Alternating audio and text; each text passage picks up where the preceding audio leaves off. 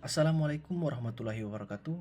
Perkenalkan, nama saya Farihansa Sulistyo AKC dengan NIM 532424055. Pada kesempatan kali ini, saya akan menyampaikan hasil resensi saya terhadap sebuah novel legendaris karya tokoh sastra sekaligus ulama besar Indonesia, yaitu Haji Abdul Malik Karim Amrumlah, atau yang lebih kita kenal sebagai Hamka. Novel ini berjudul Tenggelamnya Kapal Van der Wijk dan merupakan salah satu karya sastra klasik yang penuh makna, tidak hanya dari sisi cerita, tetapi juga nilai-nilai yang dikandung di dalamnya. Sebelum masuk ke isi cerita, saya akan menjelaskan terlebih dahulu identitas dari novel ini. Judulnya adalah Tenggelamnya Kapal Van der Wijk. Novel ini ditulis oleh Hamka dan pertama kali diterbitkan pada tahun 1938. Kemudian dicetak ulang oleh penerbit PT Bulan Bintang pada tahun 1976. Jumlah halamannya adalah 255 halaman dan menggunakan bahasa Indonesia, meskipun masih menggunakan sebagian ejaan lama yang berlaku pada masa itu. Genre novel ini adalah roman dan drama sosial, dan berlatar di berbagai tempat penting di Indonesia seperti Padang Panjang, Batipuh, Batavia, Makassar, dan Surabaya, hingga lautan tempat kapal Van der Wijk tenggelam. Latar waktunya adalah era kolonial Hindia Belanda. Novel ini bercerita tentang Zainuddin, seorang pemuda berdarah campuran Minangkabau dan Bugis, yang datang ke kampung halaman ayahnya di Sumatera Barat. Di sana, ia bertemu dengan Hayati, gadis Minang yang cantik dan bersahaja. Mereka saling jatuh cinta, namun sayangnya cinta itu tidak direstui oleh masyarakat setempat, karena Zainuddin dianggap bukan orang Minang sejati. Hal ini terjadi karena masyarakat Minang saat itu masih sangat kental dengan adat matrilineal di mana keturunan ditentukan dari garis ibu. Akibat tekanan adat dan keluarga, Hayati akhirnya dijodohkan dan menikah dengan pria lain yang bernama Aziz, seorang bangsawan Minang. Zainuddin yang patah hati lalu merantau ke Jawa dan sukses menjadi penulis terkenal.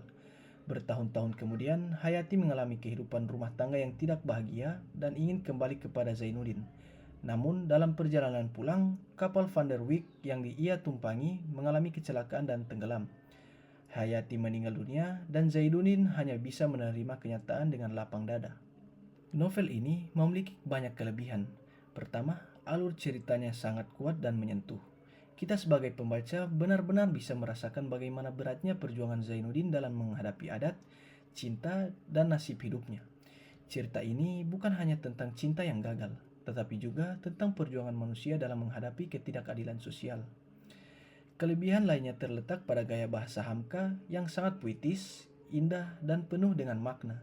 Kalimat-kalimatnya seringkali membawa kita merenung, dan di balik cerita tokohnya tersimpan pesan-pesan filosofis dan religius yang dalam. Novel ini juga menyampaikan kritik terhadap adat istiadat yang terlalu kaku, yang kadang tidak mempertimbangkan sisi kemanusiaan dan perasaan individu. Namun, tentu saja novel ini tidak lepas dari kekurangan.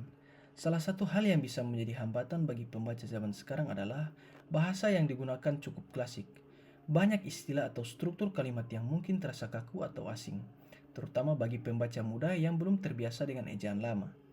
Selain itu, ada beberapa bagian cerita yang terasa terlalu melodramatis. Misalnya saat menggambarkan penderitaan Zainuddin dan Hayati. Emosi yang disampaikan begitu dalam dan berulang-ulang. Ini bisa membuat cerita terasa terlalu berlarut. Kemudian, tokoh Hayati juga digambarkan sebagai sosok yang kurang berkembang. Ia cenderung pasif, lebih sering mengikuti arus dibandingkan mengambil keputusan sendiri. Padahal, tokoh perempuan juga ditampilkan sebagai karakter kuat dan tegas. Secara keseluruhan, Tenggelamnya Kapal Van der Wijk adalah novel yang sangat layak dibaca dan direnungkan. Ia bukan hanya bercerita tentang cinta penderitaan, tapi juga tentang harga diri, keteguhan hati, dan perjuangan melawan ketidakadilan. Hamka berhasil menyampaikan pesan sosial dan keagamaan dalam membalutan kisah yang menyentuh dan penuh makna.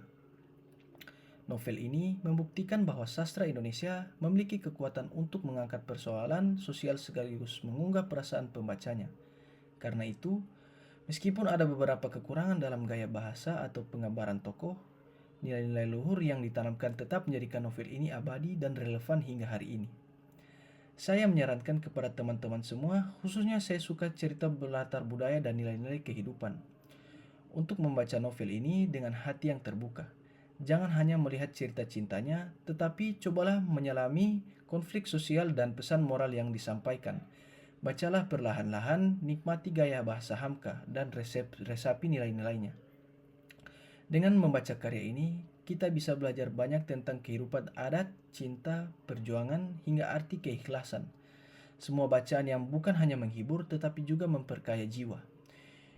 Demikian presentasi dari saya. Terima kasih atas perhatian dan kesempatannya. Wassalamualaikum warahmatullahi wabarakatuh.